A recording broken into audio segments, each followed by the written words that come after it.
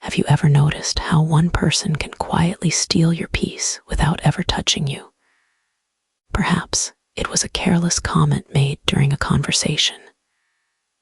Maybe someone dismissed your ideas without listening, ignored your message, or looked at you with quiet contempt. The moment itself lasted only a few seconds, yet hours later you were still replaying it in your mind. You imagined better responses. You questioned yourself. You wondered why they behaved that way long after the other person had forgotten the encounter.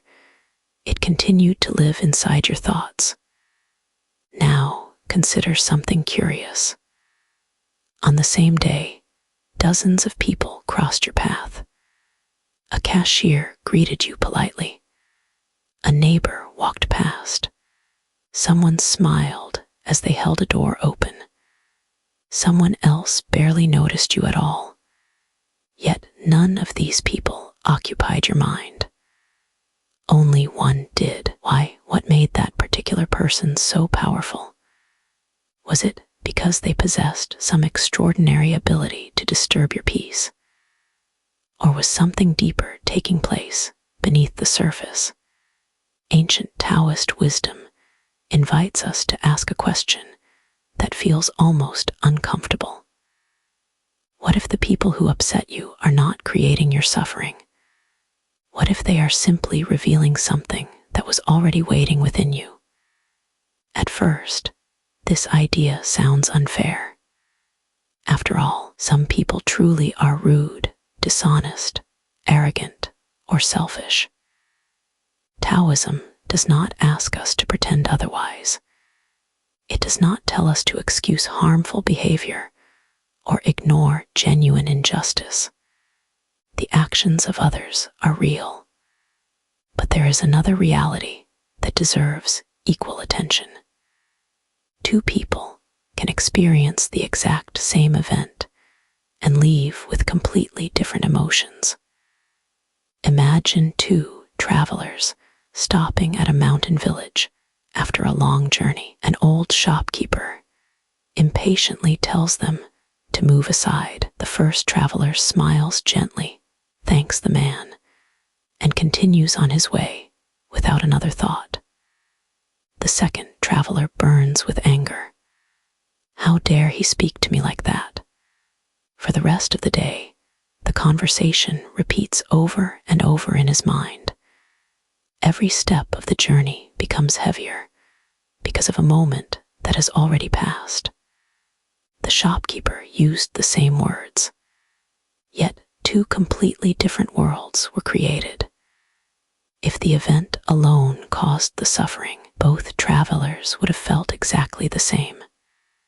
Clearly, something else shaped the experience. Modern life constantly encourages us to search for the cause of our emotions outside ourselves. We believe our peace depends on respectful people, supportive colleagues, understanding family members, and strangers who always behave exactly as we hope. But life has never worked that way. There will always be impatient people. There will always be criticism. There will always be misunderstanding. If our inner peace depends on everyone around us behaving perfectly, then peace will always remain beyond our reach. The Tao teaches a different path. Instead of asking, "How can I change everyone around me?" it quietly asks, "What inside me is being disturbed?" That single question changes everything. Because the moment we stop seeing every difficult person as an enemy, we gain the possibility of seeing them as a teacher. Not a teacher because they are wise, not a teacher because their behavior is good, but a teacher because our reaction to them reveals something we rarely notice when life feels comfortable. This is where our journey begins, not with changing the world, not with winning arguments, not with proving ourselves right, but by turning our attention inward. Because sometimes the greatest battle is not with the person standing in front of us. It is with the unseen thoughts, fears, and old wounds quietly echoing within us. And perhaps the people who irritate us most are not the authors of our suffering. Perhaps they are only holding up a mirror we have spent our lives trying not to look into. Imagine standing before a perfectly still mountain lake. The water is so clear that it reflects every cloud, every tree, and every ray of morning sunlight with astonishing precision. Now imagine a dark storm cloud drifting overhead. For a moment, the lake appears dark. But has the lake actually changed? Of course not. Only the reflection has. Ancient Taoist sages often used still water as a symbol of the human mind. When the water is calm, it reflects reality as it truly is. When the surface is disturbed, even the brightest sky appears broken. The world outside has not changed, only the way we are seeing it. Perhaps people are much the same. The difficult colleague, the impatient stranger, the friend who never understands you. They may be real people with real flaws, but the intensity of your reaction often tells a story that belongs to you, not to them. Think about it. Why does one person's confidence inspire you, while another person's confidence feels arrogant? Why does criticism from one person barely register, while the same words from someone else remain in your mind for days? The event may be similar. The emotional response is completely different. That difference is where wisdom begins. The Tao does not ask us to deny reality. It simply asks us to observe it more carefully. Instead of immediately judging the person standing before us, we quietly turn inward and ask, what exactly inside me has been touched? This simple question transforms conflict into curiosity. It moves us from reaction to observation, from blame to understanding. Many centuries after the Taoist masters, the Swiss psychologist Carl Jung described something remarkably similar. He believed that every human being carries a hidden side of the personality, not because we are broken, but because from childhood we slowly learn which parts of ourselves are acceptable and which are not. Perhaps you were told that anger was unacceptable, so you buried it. Perhaps you learned that showing fear meant weakness, so you hid it. Perhaps you discovered that wanting recognition made you feel guilty, so you pretended not to care. The qualities we reject do not simply disappear. They move quietly into the unconscious. Jung called this hidden part of ourselves the shadow. The shadow is not evil.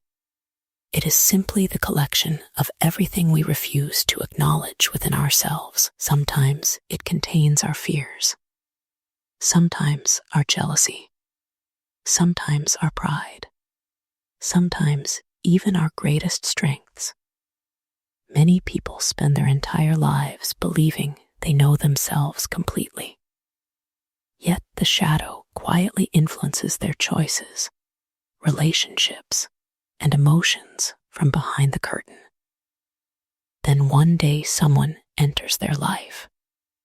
Without intending to, that person touches the very part that has remained hidden for years. Suddenly, the reaction feels far larger than the situation itself. Small criticism feels unbearable. Someone else's success feels strangely threatening. A confident person seems arrogant before they have spoken more than a few words. The emotion appears to come from the other person. but often it has been living quietly inside us all along. Imagine walking through a bamboo forest, carrying a small lantern. As long as the path is bright, you hardly notice the shadows beneath the trees. Only when evening arrives do those hidden shapes become visible. The darkness was always there.